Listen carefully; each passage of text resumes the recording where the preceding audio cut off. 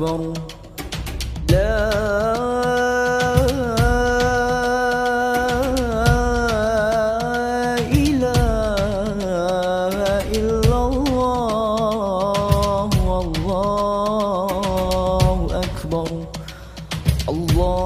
الله أكبر ولله الحمد الله أكبر الله أكبر الله أكبر لا إله إلا الله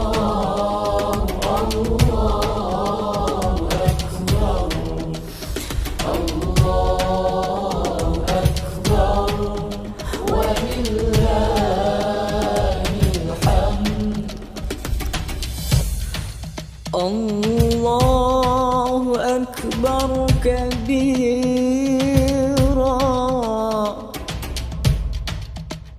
والحمد لله كثيرا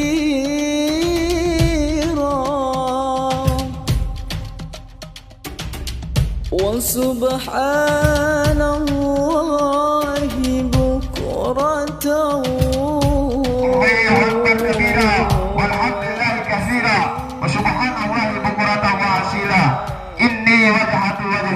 Lillahi fatara samawati wal ard dan seterusnya. Dan pada rakaat dan selanjutnya ikuti gerakan imam, tuntunan imam. Imam akan membacakan surat Al-Fatihah dan ayat pendek kita akan mendengarkan selaku makmum. Dan pada rakaat kedua ada 5 kali takbir dan sama seperti pada saat rakaat pertama, yaitu bacaan di sela-sela takbir dengan membaca subhanallah walhamdulillah wala ilaha illallah wallahu akbar. Mungkin demikian tadi tuntunan singkat sholat, pelaksanaan sholat Idul Adha.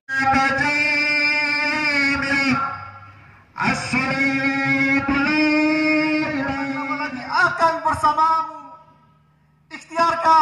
Ikhtiarkan ibu dapat mengerjakan haji, mendengar ucapan sang ibu. Uwais termenung. Perjalanan ke Mekah sangatlah jauh jamaah rahimakumullah. Melewati padang tandus yang panas. Orang-orang biasanya menggunakan unta dan membawa banyak berbekalan. Lantas bagaimana hal itu dilakukan Uwais yang sangat miskin dan tidak memiliki kendaraan? Uwais terus berpikir mencari jalan keluar. Kemudian dibelilah seekor anak lembu. Lalu Uwais membuat kandang di puncak bukit. Setiap pagi ia bolak-balik menggendong anak lembu itu naik turun bukit. Ketika orang-orang yang melihat tingkah laku Uwais, banyak orang yang menganggap aneh apa yang dilakukannya tersebut. Tak pernah ada hari yang terlewatkan ia menggendong lembu naik turun bukit. Makin hari anak lembu itu makin besar, dan makin besar pula tenaga diperlukan Uwais. Setelah 8 bulan berlalu, sampailah pada musim haji. Uwais menggendong ibunya. Uwais menggendong ibunya berjalan kaki dari Yaman ke Makkah. Subhanallah, alangkah besar cinta Uwais pada ibunya itu. Ia rela menempuh perjalanan jauh dan sulit, melewati padang tandus yang panas. Telapak kakinya melepuh dan berdarah-darah demi memenuhi keinginan ibunya. Uwais berjalan tegak menggendong ibunya wukuf di Ka'bah. Ibunya terharu dan bercucuran air mata telah melihat Baitullah. Di hadapan Ka'bah, ibu dan anak-anak itu berdoa, "Ya Allah, ya Rabb, ampunilah semua dosa-dosa ibuku," kata Uwais. Ibu Uwais bertanya, "Bagaimana dengan dosamu, wahai anakku?" Uwais menjawab, "Wahai ibuku, dengan terampuninya dosamu, maka ibu akan masuk surga. Cukup ridho dari ibu yang akan membawaku ke surga." Allahu Akbar, Allahu Akbar, Allahu Akbar, walillahil hamd. Ini merupakan pelajaran buat kita semua saudara sejamaah. Ketaatan kita kepada Allah dan kepatuhan kepada orang tua kita. Jamaah salat Idul Adha rahimakumullah. Yang kedua, ajaran tentang ibadah qurbah. Nabi Ibrahim, Ismail dan Siti Hajar memberi teladan terbaik tentang praktek berkurban dengan sepenuh ketakwaan. Allah Subhanahu wa taala berfirman, Bismillahirrahmanirrahim. La yanalallaha luhumuha wala dima'uha walakin yanaluhu taqwa minkum. Yang artinya, daging hewan kurban dan darahnya itu sekali-kali tidak akan sampai kepada Allah, tetapi yang sampai kepadanya adalah ketakwaan kamu. Al-Quran surah Al-Hajj ayat 37. Apalah artinya seekor hewan kurban dibandingkan nyawa seorang Ismail yang sangat dicintai kedua orang tuanya? Maukah kita hari ini berkurban dengan seekor hewan kurban? Kenyataan kadang menunjukkan karena kecintaan yang berlebih terhadap harta, sebagian orang menjadi berat hati untuk berkurban dengan seekor hewan.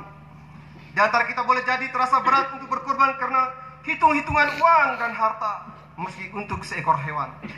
Padahal betapa tinggi makna fungsi dari ibadah kurban ini, baik bagi pelaku maupun umat sesama.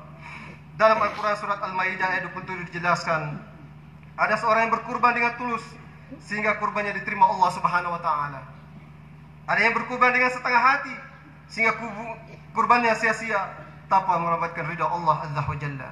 Allahu akbar, Allahu akbar walillahil hamd. Hadirin salat Idul Adha rahimakumullah.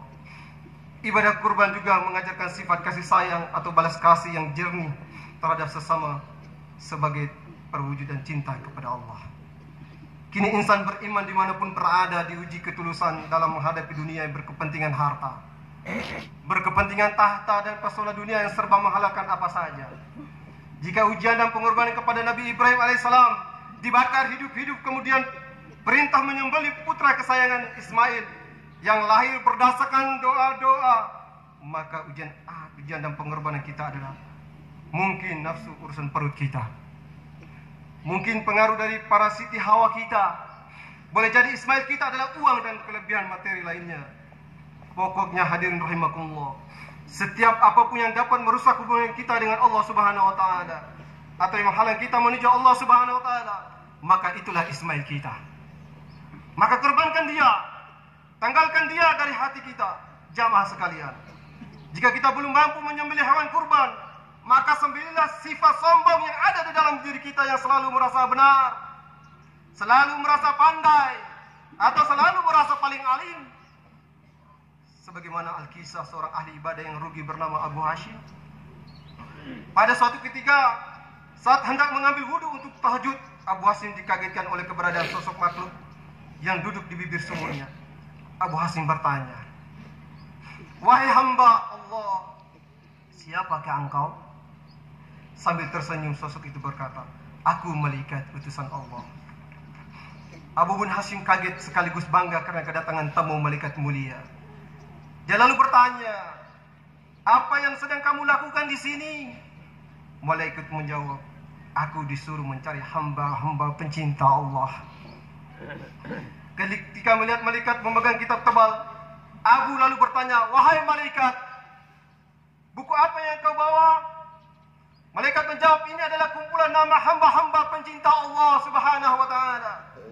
Mendengar jawaban malaikat, Abu Hashim berharap dalam hati namanya ada di dalamnya.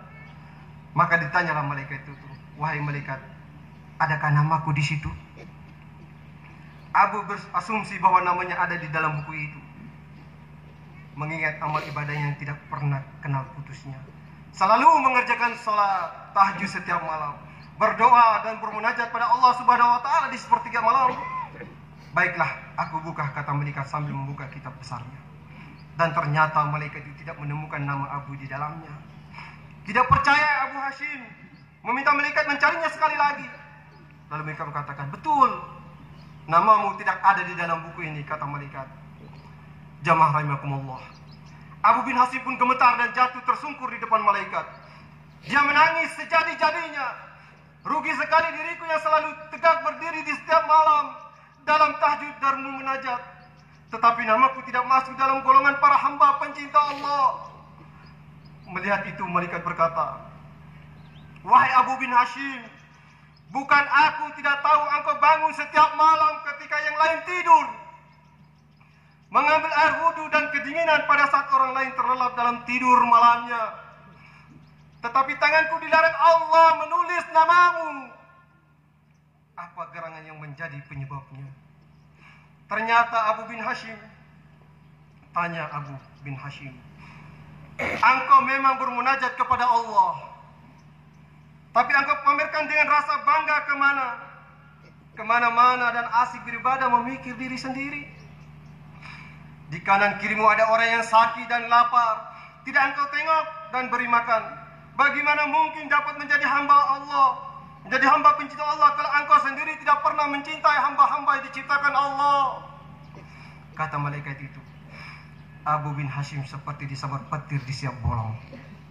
Dia tersadar hubungan ibadah manusia tidak hanya kepada Allah semata, hablum minallah, tetapi juga sesama manusia, hablum minannas dan alam. Allahu akbar, Allahu akbar, Allahu akbar, walillahil hamd. Hadirin salat Idul Adha rahimakumullah. Dan yang ketiga, mari kita perhatikan catatan sejarah pelaksanaan kurban Rasulullah sallallahu alaihi wasallam. Rasulullah SAW memotong 2 ekor domba. Saat menyembelih hewan kurban yang pertama, beliau berdoa, Ya Allah, terimalah ini dari Muhammad dan keluarga. Lalu doa penyembelih hewan kedua, Ya Allah, terimalah ini atas nama umatku yang tidak mampu melakukan kurban. Dari doa Nabi kita Muhammad SAW di atas, sesungguhnya mengajarkan bahwa pemotongan hewan kurban bukan sekedar acara ritual, melainkan ajaran esensi tentang kepekaan solidaritas sosial dan pendekatan kepada orang yang tidak mampu. Menyembelih hewan kurban sebagai isyarat akan mengorbankan Ismail kita masing-masing. Dan memang begitu arti kurban yang sebenarnya. Sebagaimana dijelaskan dalam Al-Quran surat Al-Hajj ayat 28. Bismillahirrahmanirrahim. La yashhadu manafi'a lahum wa yadhkuru ismallah في أيام معلومات على ما رزقهم من بهيمة الأنعام فكلوا منها وأطعموا البائس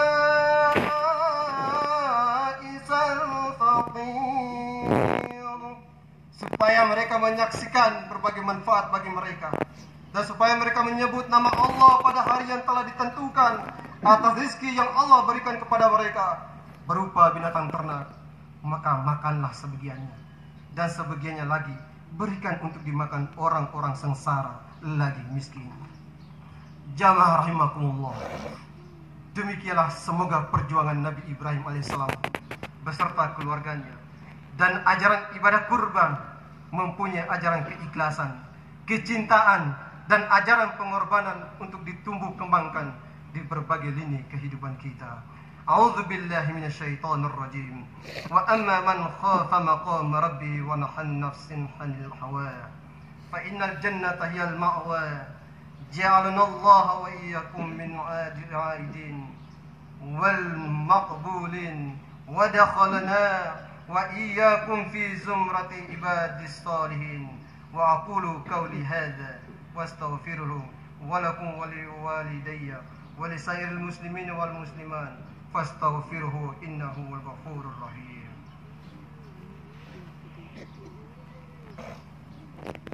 الله أكبر الله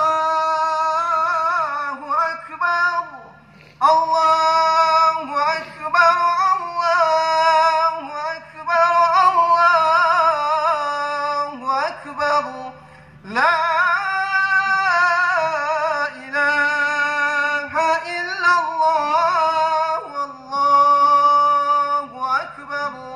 الله أكبر ولله الحمد. الحمد لله الحمد لله على إحسانه والشكر له على توفيقه وامتنانه وأشهد أن لا إله إلا الله والله وحده لا شريك له له تعظيما لشأنه وأشهد أن سيدنا محمدا عبده ورسوله الداعي إلى رضوانه اللهم صل على سيدنا محمد وعلى آله وصحبه وسلم تسليما كثيرا. أما بعد، فيا أيها الناس اتقوا الله فيما أمر وانتهوا عما نهى وزجر، واعلموا أن الله أمركم بأمر بدأ فيه بنفسه وثنى بملائكته في قدسه، وقال تعالى: إن الله وملائكته يصلون على النبي يا أيها الذين آمنوا صلوا عليه وسلموا تسليما. اللهم صل وسلم على سيدنا محمد وعلى آل سيدنا محمد كما صليت على إبراهيم وعلى آل إبراهيم، وبارك على محمد وعلى آل محمد كما باركت على إبراهيم وعلى آل إبراهيم في العالمين إنك حميد مجيد. آمين. اللهم اغفر للمؤمنين والمؤمنات والمسلمين والمسلمات الأحياء منهم والأموات. ربنا ظلمنا أنفسنا وإن لم تغفر لنا وترحمنا لنكونن من الخاسرين. ربنا اغفر لنا ولإخواننا الذين سبقونا بالإيمان ولا تجعل في قلوبنا غلا للذين آمنوا ربنا إنك رؤوف رحيم. Ya Allah, Engkaulah Tuhan yang menciptakan kami. Engkaulah satu-satu yang berhak untuk kami sembah. Hari ini kami datang mengetuk pintu ampunan-Mu, ya Allah. Hari ini kami hadir bersimpu dengan pilu-pilu dosa yang melekat di tubuh kami yang lemah ini. Ya Allah, betapa kami sering lupa bahwa kehidupan dunia ini sangatlah singkat. Hingga kami pun jatuh dan jatuh lagi dalam kedurhakaan terhadap perintah-Mu, ya Allah. Ampunilah kami. Ya Allah, jika Engkau menutup pintu ampunan-Mu yang agung, kepada siapa lagi kami harus mencari ampunan? Ya Allah, ya Rabbana, di sisa-sisa hidup kami ini berikanlah kekuatan kepada kami untuk selalu berbakti dan menjadi anak yang soleh untuk ayah dan ibu kami. Jika mereka masih hidup, izinkanlah kami untuk mengabdi dan melayani mereka dengan sebaik-baiknya di sisa-sisa usia mereka. Jika ayah ibu kami telah tiada, maka izinkan kami untuk menjadi sisa-sisa kebaikan mereka yang terus-menerus menjadi ladang kebaikan, penerang alam kubur mereka, ya Allah. Ampun ya Allah, ampun ya Allah durhaka kami kepada ayah ibu kami. Ya Allah, ya Rabbana, berikan kami kekuatan dan kemampuan untuk menjadi orang tua yang terbaik untuk putra-putri kami. Hanya Engkau satu-satunya dapat memberikan kekuatan untuk mendidik mereka dengan sebaik-baiknya. Ya Allah, ya Tuhan kami.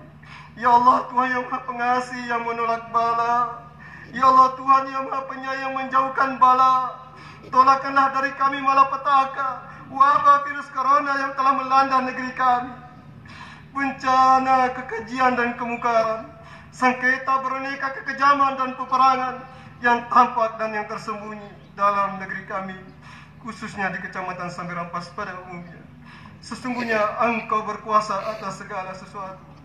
Ya Allah, Zat yang Maha mengabulkan doa, kabulkanlah doa kami, ya Allah. Penuhlah permintaan kami, ya Allah. Kamilah hamba-Mu yang lemah, harapan kami hanya kepada-Mu. Engkau Maha mendengar, Engkau penguasa satu-satu yang hak, Engkaulah sebaik-baik memberi yang diharap. Rabbana la tuzigh qulubana ba'da idh hadaytana wa hab lana min ladunka rahmah innaka antal wahhab. Rabbana atina fid dunya hasanah wa fil akhirati hasanah wa qina adzaban nar. Subhana rabbika rabbil izzati amma yasifun wa salamun alal mursalin walhamdulillahi rabbil alamin. Wassalamu alaikum warahmatullahi wabarakatuh.